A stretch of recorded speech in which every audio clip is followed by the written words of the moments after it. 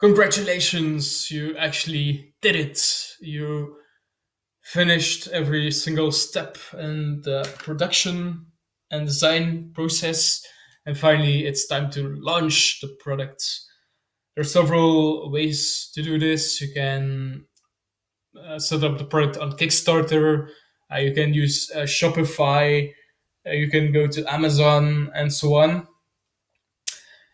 And these platforms or these websites will allow you to reach customers.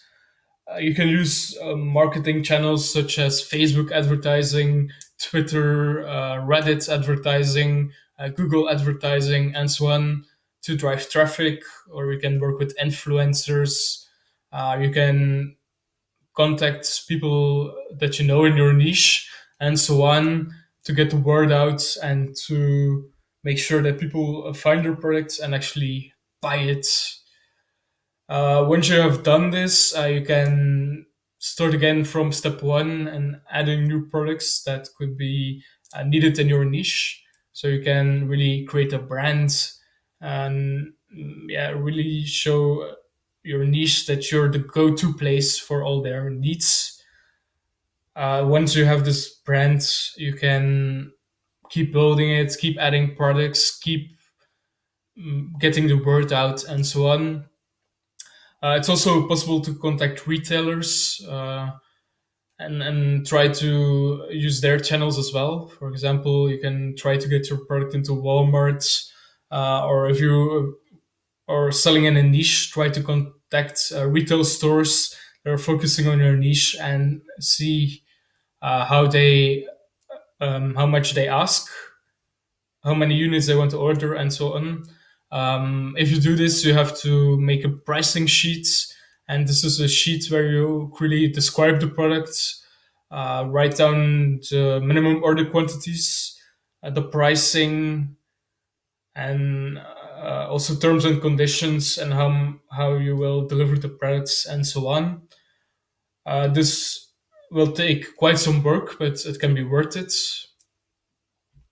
I would start with first things first and focus on selling the product online, because this will also allow you to get feedback from customers. And based on this feedback, you can improve the product further and so on. So, yeah, some feedback of customers might be quite direct or quite mean, but that's life. Yeah, you try to incorporate as much of it as possible and try to improve your products every single time. Something that you have to take into account is to keep the quality up over time. So it might be necessary to hire an inspection company from time to time to make sure that your manufacturer doesn't cut corners over time.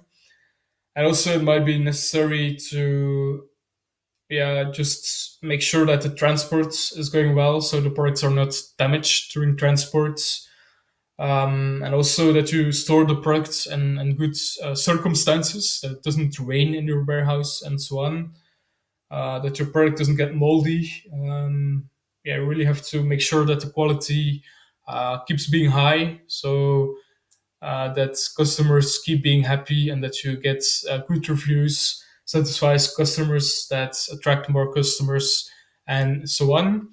One point is that it might be necessary to improve your working capital, because if you place a new order, you will probably need more capital.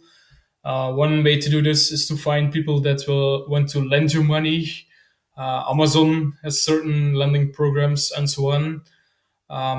Yeah, really, cash flow management is super important, especially if you go to the holidays where it might be possible that people buy your product in larger quantities. So managing your stock and your cash flow are really important. And you have to think about these things as well, because it can really affect your company if you don't manage your stock or your cash flow. So really think about how you can acquire more money and make sure that your product remains in stock.